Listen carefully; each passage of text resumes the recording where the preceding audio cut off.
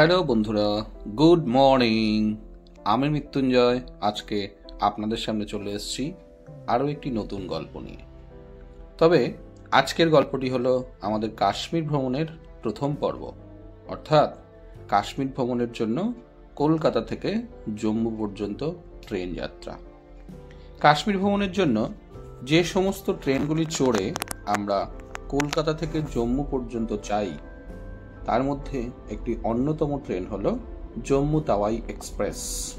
Train number 13151 Kolkata jet express, যেটি কলকাতা থেকে প্রতিদিন সকাল 11:45 যাত্রা করে দীর্ঘ 45 ঘন্টা জার্নির পর সকাল 8:50 জম্মু তাওয়াই স্টেশন সাধারণত পৌঁছে।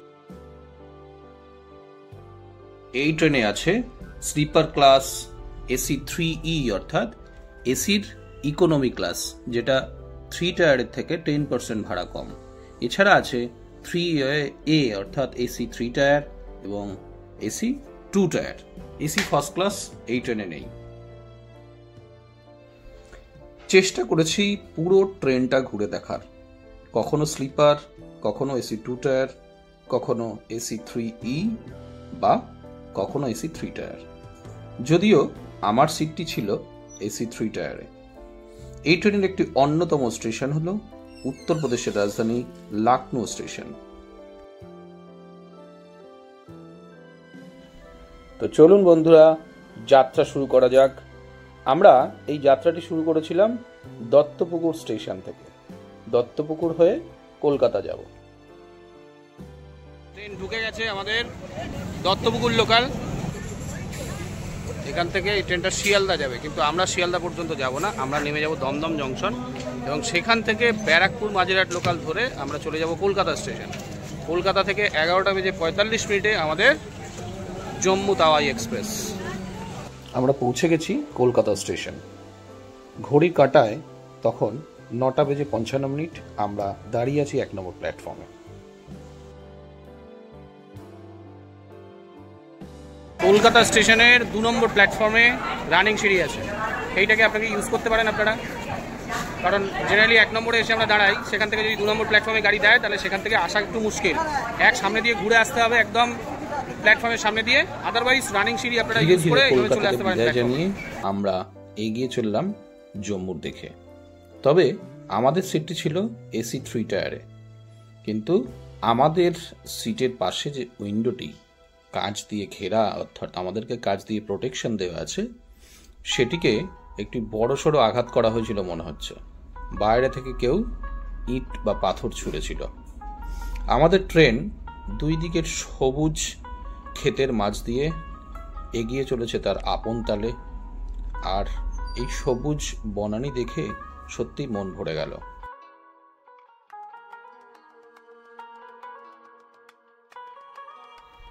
এই ট্রেনের একটি নতুন কোচ হলো এসি 3E, যার ভাড়া এসি 3 টায়ারের চেয়ে 10% কম।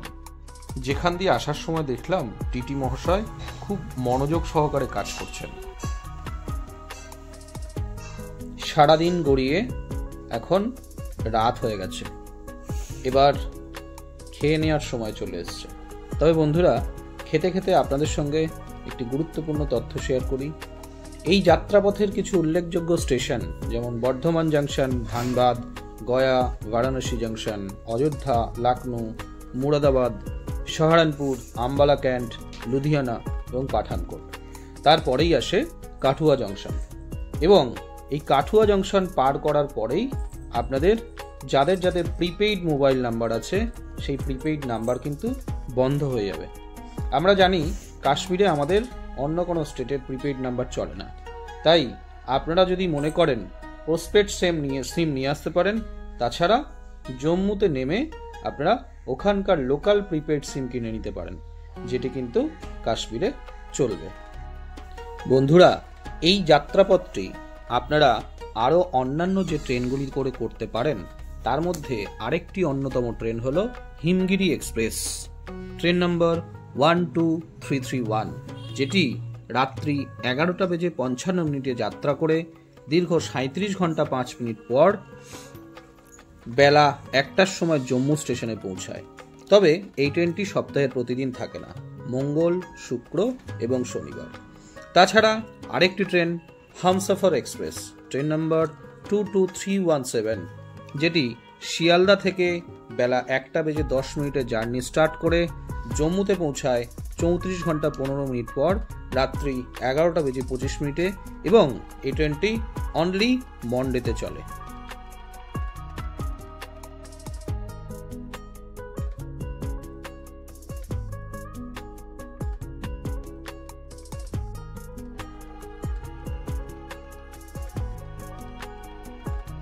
এখন বাজে 12টা।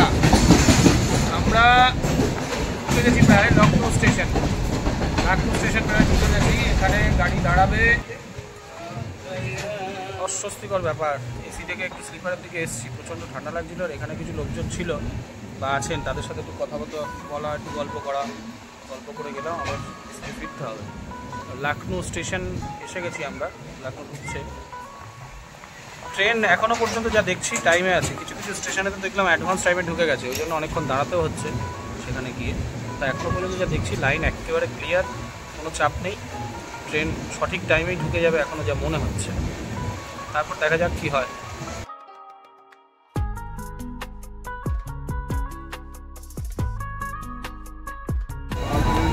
লখনৌ স্টেশন ঢুকলাম।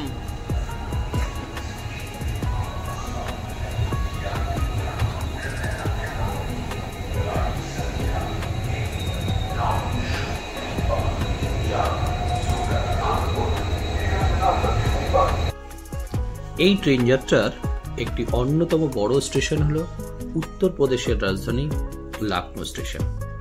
প্রায় 1010 কিলোমিটার পথ অতিক্রম করে আমাদের ট্রেন লখনৌ স্টেশন ত্যাগ করে এগিয়ে চলল তার গন্তব্যের পথে।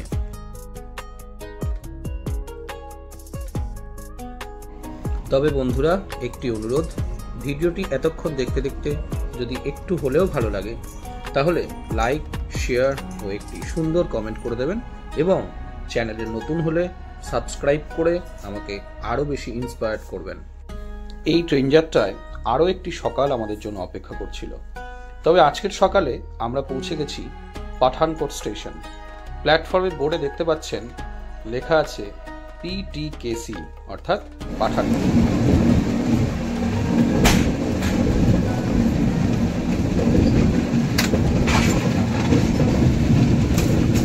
45 ঘন্টা জার্নি করার পরে জাস্ট আমরা জম্মুতে নামলাম। এখন ট্রেনটা এসে জাস্ট দাঁড়ালো, আমরা জম্মুতে নামলাম। এবার এখান থেকে আস্তে আস্তে বাইরে বেরোতে হবে। বাইরে বেরিয়ে আমাদের গাড়ি দাঁড়িয়ে আছে, সেখানে চলে যাব। সেখান থেকে সোজা চলবো কাটরা। আজকের জন্য টাটা, বাই বাই। আবার দেখা হচ্ছে কাশ্মীর ভ্রমণের পরবর্তী পর্ব নিয়ে। একে একে কাশ্মীর ভ্রমণের পরবর্তী ভিডিওগুলো আমাদের চ্যানেলে আসছে, সুতরাং সঙ্গে থাকুন। Thank you so much.